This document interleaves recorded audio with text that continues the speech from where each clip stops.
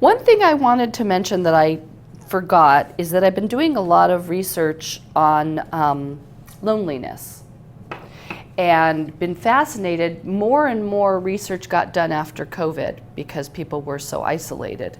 And my mom, she'll say, you know, I missed out on 2 years that I could have still driven myself to the movies, because she can't go out as much at night anymore because her vision has changed over the last 3 years, and she's pissed. She feels like she got robbed of those 2 years. And even though she's not lonely and isolated, she's aware of the impact those 2 years had on her. And I wanted to bring it up because when I've been doing research, it was talking about the healthcare costs are estimated to be $6.5 billion because of loneliness, because of people lacking community support and entering the hospital because they don't have the community support to be keeping them healthy. 6.5 billion bucks basically from loneliness. And they said that there is a greater health danger in being lonely than being obese. Oh. Oh. What if you vote no?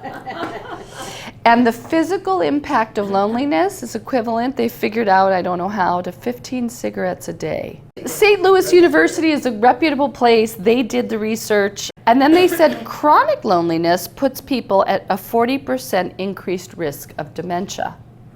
And we know that the lack of social interaction really increases dementia because you're not having conversations, you're not filling the neurons with things to chew on. What did that person say? What did they mean? That makes your brain work. And when you just sit home and you're isolated, you don't have that.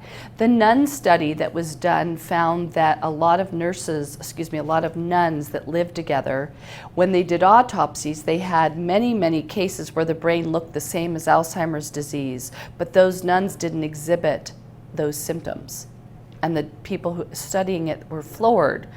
And they realized that those nuns are busy interacting with each other throughout the day as they got older. And we realized the importance, this study was done years ago, of community, of social isolation, interaction, dining with someone every day, chatting with somebody every day, singing every day.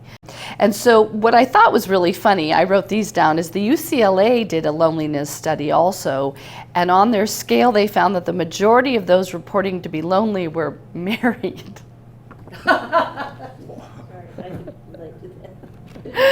And I was like, okay, I didn't expect that the majority of people who reported loneliness would be married. That says something.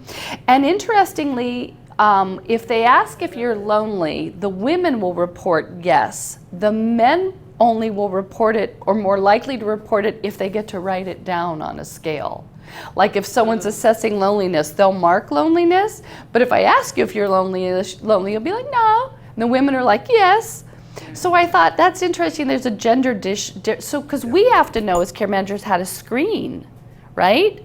So maybe if I found that out, I'm going to be asking you as part of my visit, but maybe with Doug, I'm going to just say I have a screening tool here if you're feeling lonely. And then they said there was a 45% increase in death when you're socially isolated. So I'm glad you're here, and I'm glad that you're interacting with each other, and I want to encourage you to do more because loneliness is a very big risk factor to health, not just cardiovascular disease or diabetes.